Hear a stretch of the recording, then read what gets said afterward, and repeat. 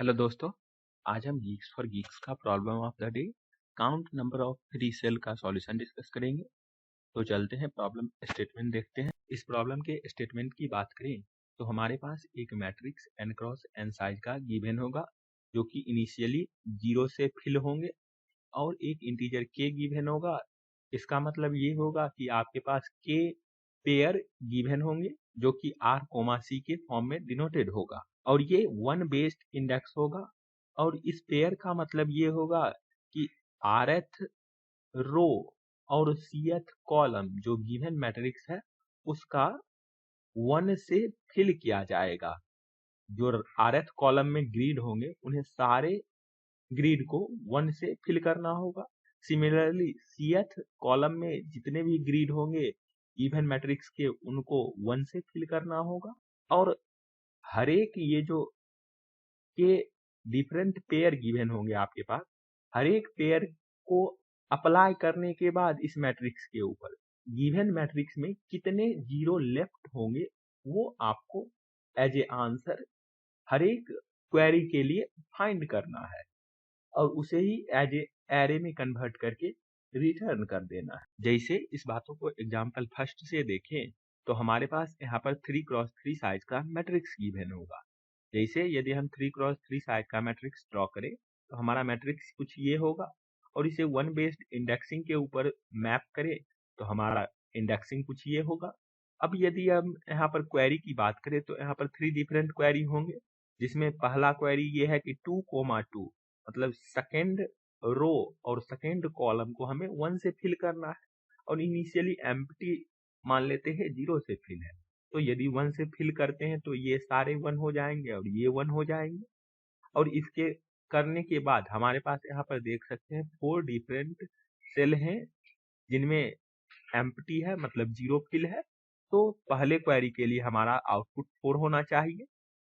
दूसरे क्वेरी के लिए देखें तो हमें सेकेंड रो मतलब ये वाला रो और ये वाला कॉलम थर्ड कॉलम इसे ही फिल करना है 1 से। तो इसे हम 1 से फिल किए और ये तो इनिशियली फिल ही है। तो इसके फिल होने के बाद हमारे पास देख सकते हैं सिर्फ ये दोनों सेल यहाँ पर एम्प्टी हैं। तो 2 इसके लिए आउटपुट होगा। तो 4,2 होना चाहिए। फिर उसके बाद 3,2 को हमें फिल करना है 1 से मतलब थर्ड रो जो कि ये है और सेकेंड कॉलम जो कि ये है। तो इसे हम 1 से फिल करें और इसे 1 से फिल करें और उसके बाद देखें तो सिर्फ एक ये ही सेल है जो कि एम्प्टी है। तो हमारा आउटपुट 4,2,1 होना चाहिए जो कि यहाँ पर किया भी गया है वही 4,2। सिमिलर वेज में एग्जाम्पल 2 की बात करें तो यहाँ पर हमें 2x2 साइज का मैट्रिक्स गिवन होगा जो कि कुछ इस तरीके से होगा और इसका वन बेस्ड इंडेक्सिंग कुछ इस तरीके से होगा। और यहाँ पर 2 डिफरेंट क्वेरी हैं। पहले क्वेरी की बात करें तो हमें फर्स्ट रो सेकेंड कॉलम को 1 से फिल करना है मतलब ये वाला रो 1 से और सेकेंड कॉलम जो कि ये होगा तो ये तो फिल है ही और इसे फिल करना होगा। और ये फिल करने के बाद यहाँ पर देख सकते हैं सिर्फ एक ही सेल है जो कि एम्प्टी है।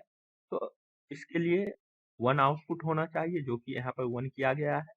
और इसके बाद ये क्वेरी है तो इस क्वेरी को परफॉर्म करने के बाद मतलब फर्स्ट रो जो कि ये है और फर्स्ट कॉलम जो कि ये है और इस दोनों को यदि हम 1 से फिल कर दें तो इस मैट्रिक्स में आप देख सकते हैं कोई जीरो लेफ्ट ही नहीं है मतलब एम्प्टी सेल है ही नहीं। तो इसीलिए यहाँ पर 0 आउटपुट किया गया है इस क्वेरी के लिए। इस प्रॉब्लम के कंस्ट्रेंट की बात करें तो यहाँ पर देख सकते हैं हमारे पास मैट्रिक्स का डायमेंशन और जो क्वेरी होगा उसका मैक्सिमम वैल्यू 10⁵ हो सकता है और आर सी ऑलवेज मैट्रिक्स के डायमेंशन के रेंज में होंगे। और इस प्रॉब्लम को हमें बिग ऑफ के कम्प्लेक्सिटी में और बिग ऑफ n+n+ के स्पेस कम्प्लेक्सिटी में, लेकिन हम इस प्रॉब्लम को बिग ऑफ के स्पेस कम्प्लेक्सिटी में किस तरीके से सॉल्व होता है वो भी डिस्कस करेंगे। तो चलते हैं इस प्रॉब्लम के लिए। अब हम गिवन कम्प्लेक्सिटी में लॉजिक डिस्कस करते हैं। उसके लिए हमने एक मैट्रिक्स डिजाइन किया है जो कि 9x9 साइज का हमने लिया है और इसके ऊपर अब हम ऑब्जर्वेशन करेंगे। मान लीजिए आपके पास इस मैट्रिक्स में ये कॉलम और ये कॉलम पहले से ही 1 फिल है। तो इसमें सबसे पहले हमें ये बताइए कि टोटल नंबर ऑफ सेल कितने होंगे। तो total number of cell 9 into 9 जो कि डायमेंशन है हमारा।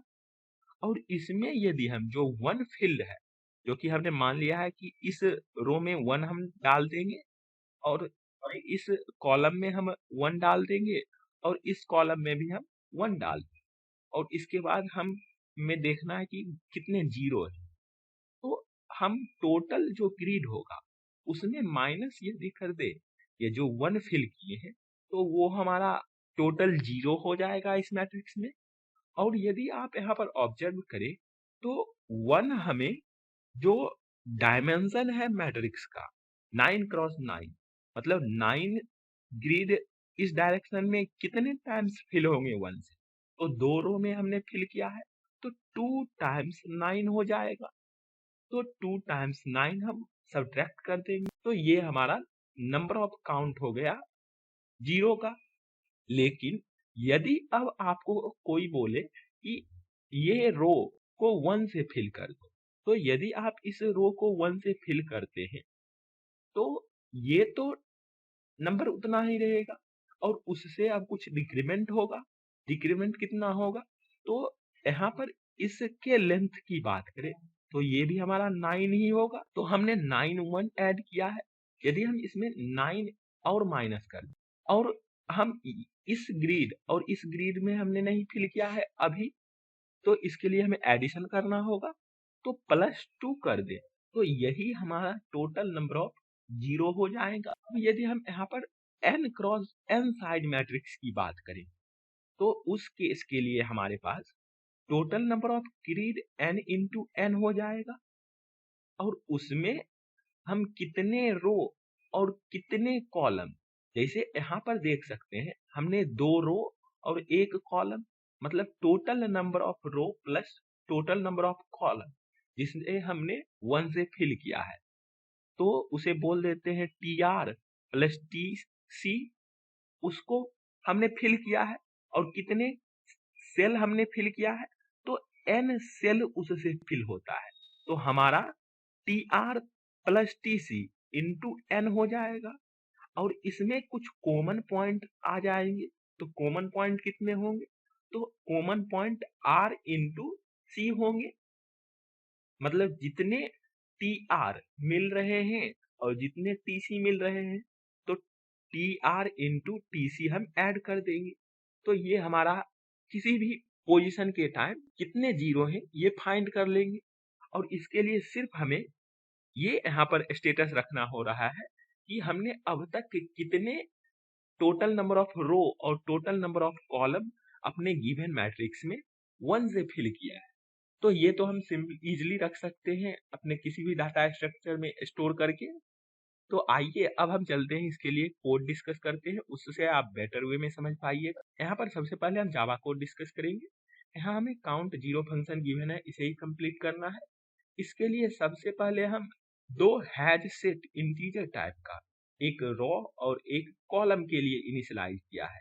यहाँ पर हैज सेट हमने इसलिए इनिशियलाइज किया है कि यहाँ पर जो आपको क्वेरी गिवन होगा उसमें रिपीटेड में भी गिवन हो सकता है सेम रो या फिर सेम कॉलम को आपको 1 से फिल करने के लिए। और हैज सेट डाटा स्ट्रक्चर हमें रिपीटेड को इग्नोर करता है तो इसीलिए यहाँ पर हम अनऑर्डर डाटा सेट यूज किए हैं। और रो हमारा किस किस रो को हमने फिल किया है ये रखेगा और कॉल किस किस कॉलम को हमने फिल किया है ये स्टेटस रखेगा और इसका साइज ही हमें काउंट बता देगा कितना हमने रो फिल किया है और कितना कॉलम फिल किया है। और उसके बाद एक हम आंसर नाम का लॉन्ग टाइप का एरे जो के डिफरेंट क्वेरी है उसके साइज से इनिशियलाइज कर दिया है। और फिर एक लॉन्ग स्मॉल n, ये जो कैपिटल N है उसको कन्वर्ट लॉन्ग में करने के लिए कर दिया है। ये आप चाहें तो करें या ना करें कोई फर्क नहीं पड़ता है, सिर्फ ये जो n होगा कभी भी आप ऑपरेशन करेंगे तो इसे लॉन्ग में ऑलवेज कन्वर्ट करना पड़ेगा, इसलिए हमने इनिशियली ही कन्वर्ट कर लिया है n में, n को लॉन्ग टाइप में।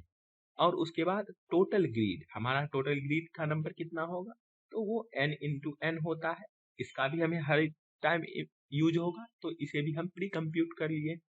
और फिर टोटल 1 कितने 1 होंगे वो फाइंड करेंगे और RC ये भी हम हर एक क्वेरी के लिए फाइंड करेंगे। तो ये हम ऊपर में इनिशियलाइज कर लिया है इसमें, और उसके बाद हम ये फॉर लूप गिवन एरे के ऊपर रन करेंगे, जो कि 0 से लेकर k तक रन किया है, क्योंकि प्रॉब्लम में हमें गिवन है कि जो ऑर्डर गिवन है हमारा एरे को फिल करने का, उसी ऑर्डर में हमें प्रोसीड करना है। तो इसीलिए हम 0 से k तक रन किया है, और उसके बाद हम हर एक क्वेरी के लिए इस रो में जो रो होगा, रो हमारा फर्स्ट पोजीशन मतलब 0th इंडेक्स वाला है, तो एरे ऑफ आई ऑफ 0 को हम रो में ऐड किए हैं, और एरे ऑफ आई ऑफ 1 को हम कॉलम में ऐड किया है। और फिर हम ये R और ये C में रो का साइज और C में कॉल का साइज एक्सेस किया है। और टोटल 1 अब हमारे पास कितना होगा, तो टोटल 1 सिंपली हमारा रो प्लस C, मतलब रो कितने हैं और कॉलम कितने हैं, टोटल रो और टोटल कॉलम का काउंट, और उसमें हम n से मल्टीप्लाई करेंगे। तो वही हम यहाँ पर n से मल्टीप्लाई किया है, और उसमें हमें माइनस कर देना होगा रो इंटू C को, क्योंकि यदि यहाँ पर आप बात करें तो हमने एडिशन किया है, तो होल में हम यहाँ पर यदि लगाते हैं तो यहाँ पर माइनस सिंबल आ जाएगा एडिशन की जगह, वही हमने यहाँ पर यूज किया है। और फिर हम आंसर ऑफ आई में टोटल ग्रीड जो है उसमें माइनस कर देंगे टोटल 1 जो अब तक है, वही हमारा टोटल काउंट ऑफ 0 हो जाएगा, और लास्ट में आंसर को रिटर्न कर देंगे। तो इस कोड को सबमिट करते हैं और देखते हैं कि क्या ये रन करता है।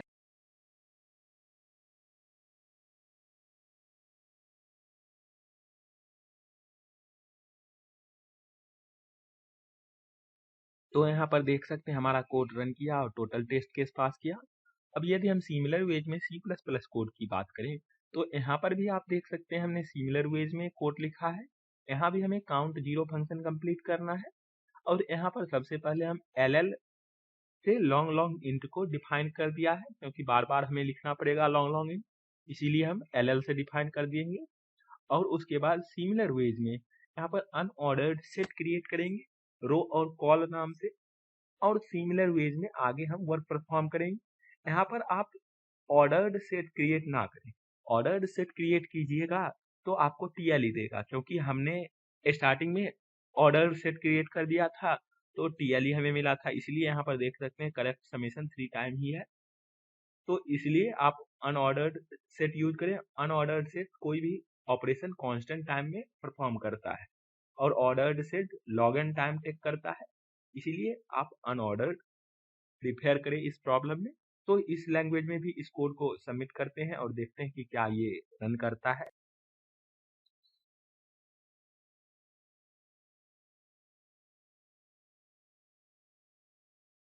तो यहाँ पर देख सकते हैं हमारा कोड रन किया और टोटल टेस्ट केस पास किया। अब यदि हम इस कोड के कम्प्लेक्सिटी की बात करें, तो यहाँ पर आप देख सकते हैं ये फॉर लूप हमारा big of k time run करेगा वर्स्ट केस में, और इसके अंदर हम सेट का ऑपरेशन परफॉर्म कर रहे हैं जो कि कांस्टेंट टाइम टेक करता है, क्योंकि हमने अनऑर्डर्ड सेट का यूज किया है। तो ओवरऑल टाइम कम्प्लेक्सिटी हमारा बिग ऑफ k हो जाएगा। और स्पेस की बात करें तो ये रो और कॉल में हम मैक्सिमम k वेरिएबल स्टोर कर सकते हैं, तो big of k plus k होगा स्पेस कम्प्लेक्सिटी, और ये वेरिएबल हमने क्रिएट किया है तो ये तो कांस्टेंट ही रहेगा। तो ओवरऑल स्पेस कम्प्लेक्सिटी हमारा बिग ऑफ k हो गया, ना कि बिग ऑफ n+n+k हुआ। तो ये आप यहाँ पर ध्यान। तो आई होप आपको ये दोनों डिफरेंट लैंग्वेज के कोड और लॉजिक समझ आए होंगे, और किस तरीके से हम डिराइव किए थे वो भी आपको समझ आए होंगे। तो फिर मिलते हैं किसी अगले वीडियो के साथ, तब तक के लिए कोडिंग करते रहिए, बेस्ट ऑफ लक। और हम इस दोनों डिफरेंट लैंग्वेज के कोड का लिंक डिस्क्रिप्शन बॉक्स में प्रोवाइड कर देंगे, तो आप वहां से चेक कर सकते हैं। और आप अपना कमेंट सेक्शन में फीडबैक जरूर दें कि इस वीडियो में क्या लैक है, तो हम उसी अकॉर्डिंग अपने वीडियो को इम्प्रूव करेंगे आपके लिए। Thank you for watching this.